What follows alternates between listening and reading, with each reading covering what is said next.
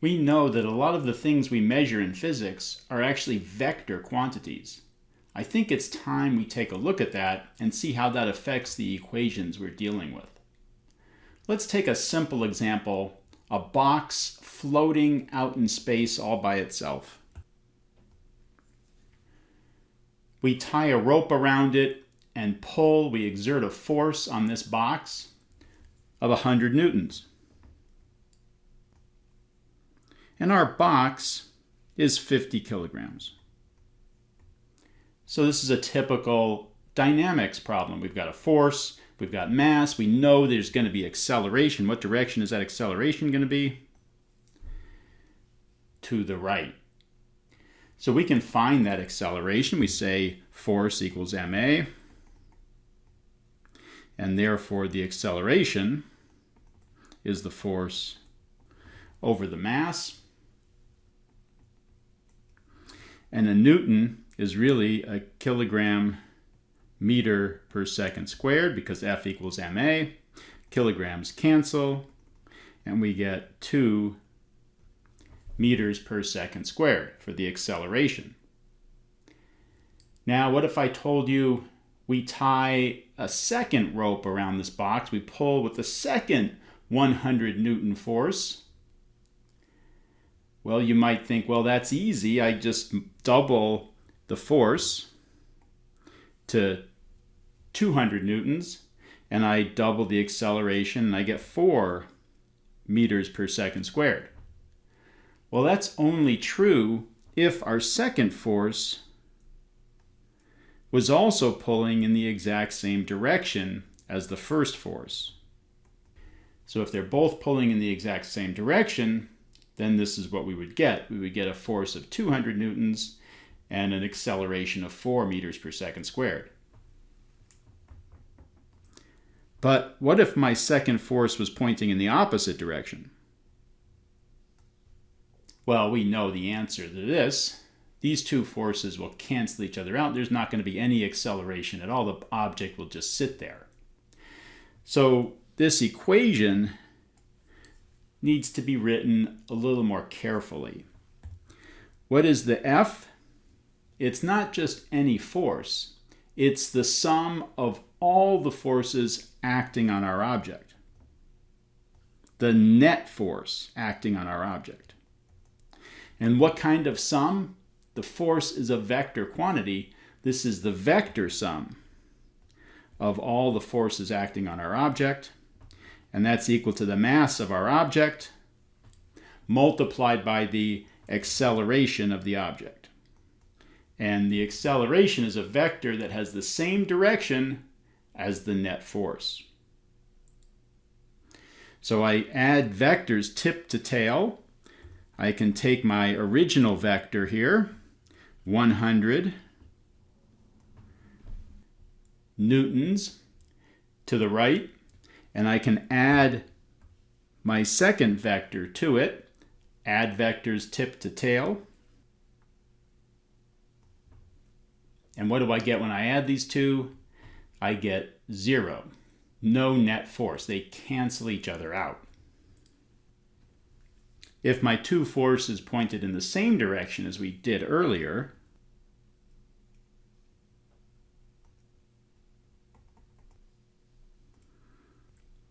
I add these two vectors tip to tail to find the net force. That's my first vector.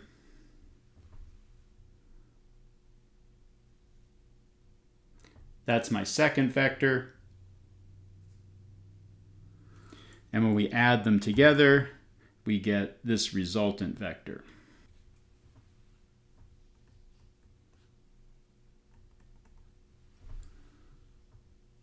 Let's take a look at a different example. I've got a ball sitting in the palm of my hand. Why isn't it accelerating? Are there forces acting on it? The force of gravity is pulling down on it. There must be another force pushing up on it, canceling the force of gravity. So we're going to draw a free body diagram. Here's our ball, and it's sitting on a surface. It's sitting on my palm, on my hand, And we know the force of gravity is pulling down towards the center of the Earth. And my hand is pushing up. And my hand, I'm going to treat it like a surface. We say that surfaces can interact with objects two ways. Through a force normal to the surface or perpendicular to the surface. That's normal, just as another way of saying perpendicular. A normal force, a force perpendicular to the surface, and a force parallel to the surface that we call friction. So in this case, we would get a force acting up, and I'll use an N for normal force. The normal force from my hand on the ball acts up, and when we do a vector sum, we get a normal force pointing up, added to that the force of gravity pointing down. They add to 0. And what happens if I take away the normal force?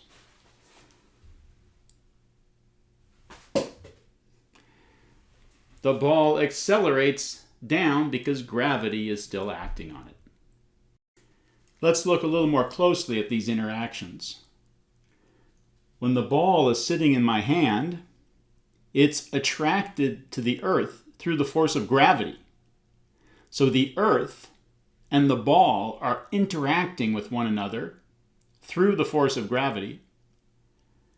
So gravity is an interaction between the ball and the Earth. Now my hand is pushing up on the ball, providing a normal force on the ball. And that's an interaction between my hand and the ball.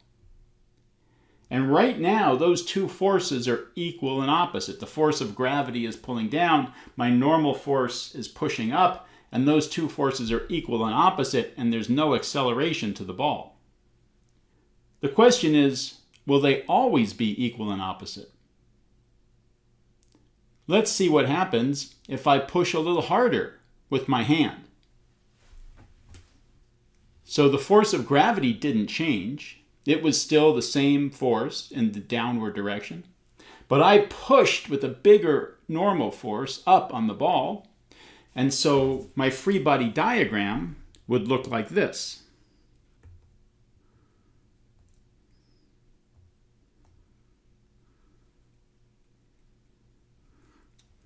When I do the vector sum of these two vectors, I get a normal force that's much longer, much bigger this time.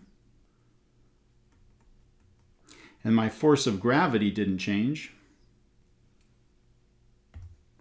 So my net force now is this red arrow, and that means there's acceleration in that direction, and the ball went up. I also could have pushed down on the ball. I can hold the ball in my hand like this, and then at some instant I can push down, and now you should stop the video and draw a free body diagram for this situation.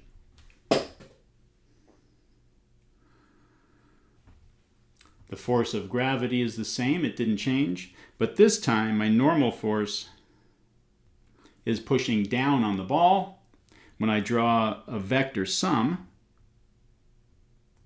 I've got my normal force, and I add to that the force of gravity, and that gives me this vector sum of those two is this red vector right here, and that is the net force, the sum of all the forces, or the net force. I hope this gives you a little bit of an idea on how vectors come into play when we're dealing with dynamics and forces. In the next video, we'll take a look at how they affect our momentum equations.